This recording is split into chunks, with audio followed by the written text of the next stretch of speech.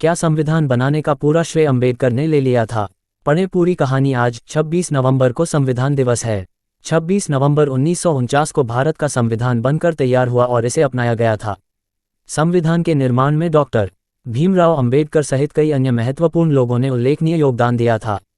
आइए इस अवसर पर संविधान निर्माण से जुड़े कुछ किस्से जानते हैं और उन लोगों के बारे में जानते हैं जिन्होंने इसे अंतिम रूप दिया। 26 नवंबर को हर वर्ष संविधान दिवस मनाया जाता है। संविधान का जिक्र होते ही उसके रचनाकार के तौर पर डॉक्टर भीमराव अंबेडकर की तस्वीर उभरती है, लेकिन खुद अंबेडकर यह श्रेय अकेले लेने को तैयार नहीं थे।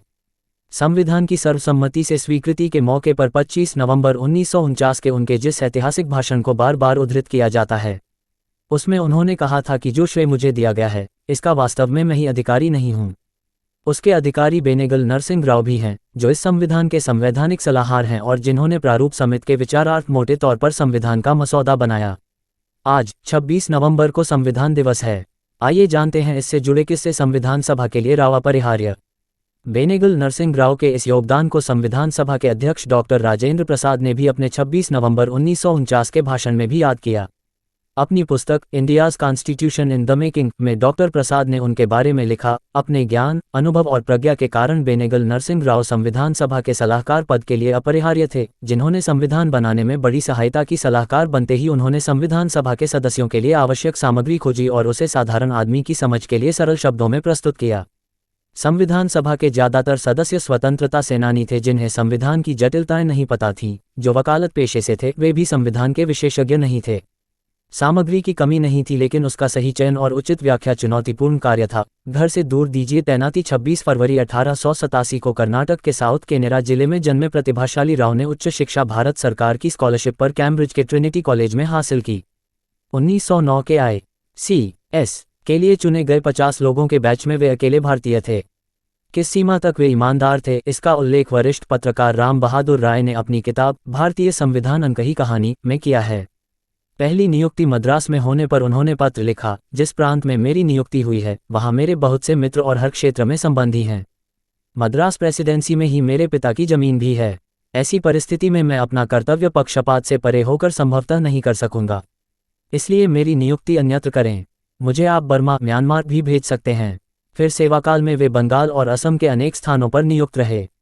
असम को पाकिस्तान में शामिल करने की मुस्लिम लीग और अंग्रेजों की साजिश को विफल करने में राव की इन इलाकों के बारे में जानकारी और अनुभव से बड़ी सहायता मिली थी। हर भूमिका में शानदार राव 1935 में थोड़े समय के लिए और फिर 1939-44 के दौरान कलकत्ता हाईकोर्ट के जज रहे। रिटायरमेंट के बाद विभिन्न आयोगों के अध्यक्ष के तौर पर भी उनका योगदान शानदार रहा। सिंध और पंजाब के बीच सिंधु नदी के पानी के बंटवारे और मद्रास प्रेसिडेंसी और उड़ीसा राज्यों के सीमा विवाद को उन्होंने सुलझाया। हिंदू पर्सनल लॉ सुधार आयोग के भी वे अध्यक्ष थे। इंडियन एक्ट 1935 के कार्यान्वयन की निगरानी के लिए उन्हें रिफॉर्म ऑफिस में OSD पद पर नियुक्त किया गया था। राव की संवैधानिक मामलों की जानकारी ने वायसराय को काफ़ी प्रभावित किया था। रिटायरमेंट के बाद राव के लिए कलकत्ता हाईकोर्ट में स्थायी जज का प्रस्ताव था, लेकिन राव ने वायसराय के निजी सचिव को पत्र लिखकर बताया कि उन्होंने अपने जीवन के 12 वर्ष संवैधानिक कानूनों और विशेषकर भारत के संविधान का अध्ययन करने में लगाए हैं। अगर मुझे अवसर मिले तो भारतीय संविधान का ढांचा बनाने में योगदान कर सकता हूं। हर भ्रम निवारण में सक्षम राव को वायसराय ने गवर्नर जनरल सचिवालय के रिफॉर्म ऑफिस में सचिव का दर्जा दिया। 1946 में लॉर्ड वेवेल ने उन्हें संवैधानिक सलाहकार बनाया। संविधान सभा के गठन के पश्चात जवाहरलाल नेहरू के प्रस्ताव पर सभा ने संवैधानिक सलाहकार के तौर पर उनकी नियुक्ति की पुष्टि की। वहां राव ने कैसी भूमिका निभाई, इसे डॉक्टर राजेंद्र प्रसाद ने इन शब्दों में व्यक्त किया, अगर डॉक्टर भीमराव अंबेडकर संविधान के निर्माण के विभिन्न चरणों में कुशल पायलट की भूमिका में थे, तो बेनेगल राव वह व्यक्ति थे जिन्होंने संविधान की एक स्पष्ट परिकल्पना दी और उसकी नींव रखी। संवैधानिक विषयों के वे जहां विशेषज्ञ थे, वहीं साफ सुथरी भाषा में लिखने की उन्हें कमाल की योग्यता प्राप्त थी। संविधान संबंधी किसी भी विषय की वे तह तक जाते थे। किसी समस्या के हर पहलू की छानबीन करते थे। उस पर वे जो परामर्श देते थे, वह भ्रम निवारण में सहायक होता था। सूचना सिर्फ मान्यताओं और जानकारियों पर आधारित है। यहाँ ये बताना जरूरी है कि यह मेरा वीडियो किसी भी तरह की मान्यता, जानकारी की पुष्टि नहीं करता है। किसी भी जानकारी या मान्यता को अमल में लाने से पहले संबंधित विशेषज्ञ से सलाह लें। धन्यवाद।